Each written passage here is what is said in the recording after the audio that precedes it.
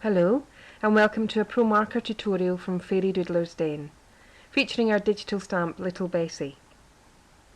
As you can see, she can look quite different just by changing the colours that we use. Today we're going to take you through the steps we used to colour her in pinks and lilacs. We're using Pro Markers to colour her.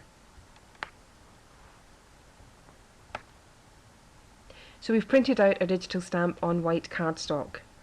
Printing at the original size, we can get 4 to a page. The great advantage of a digital stamp is that you can make the graphics smaller in your software package so you can print lots at the one time.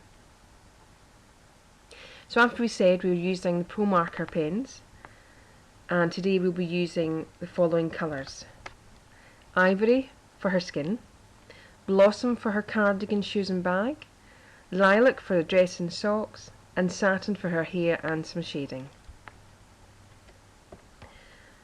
So taking our ivory pen, we block fill all of the skin area.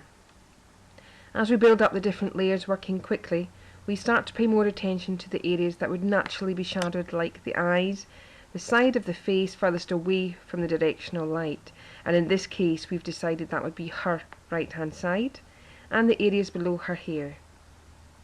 We continue to build this up working while the ink is still wet, but without too much pressure. Very much a case of lighter is better, we feel. You can see that quite quickly her features start to become more defined.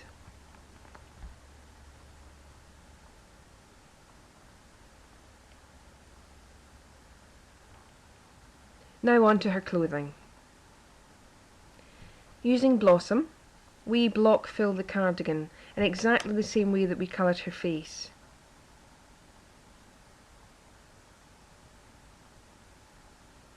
Then we use Lilac for her dress, but to save us some time we've skipped and coloured the rest of the stamp in.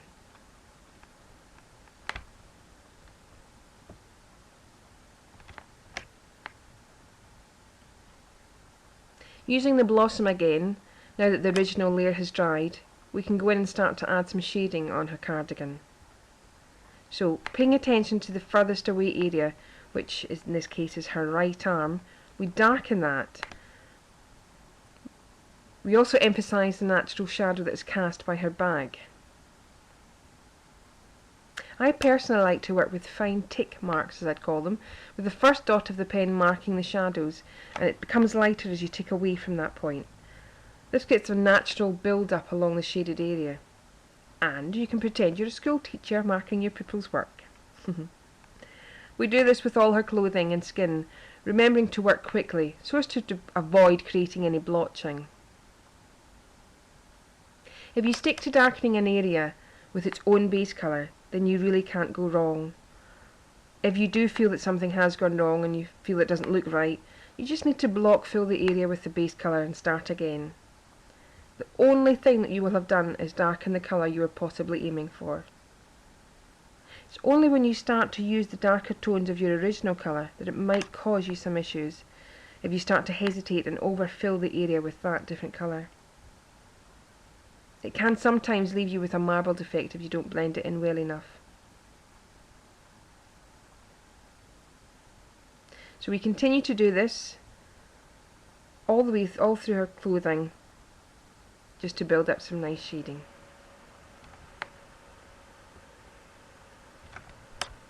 Again, paying attention to any natural areas that you feel would have depth to them.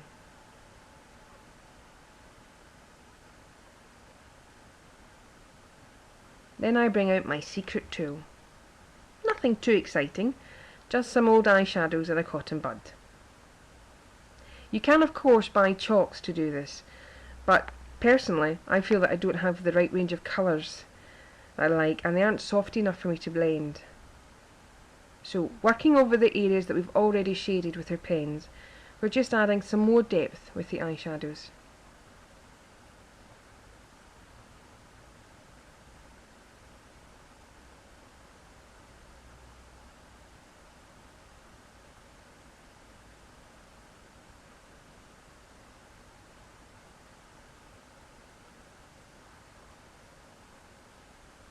You can then seal the finished article with a spray sealer, much in the same way that you would seal a charcoal drawing.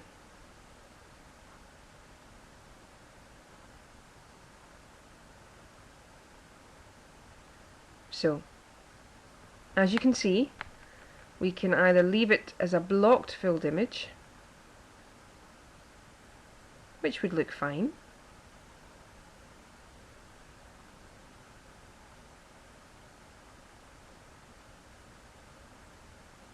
this is our blocked filled image here, or we can spend a couple of minutes more and give it a much fuller look. The choice is yours. We hope that this tutorial has been helpful, and we'd love to see you over at Fairy Doodler's Den. Thank you.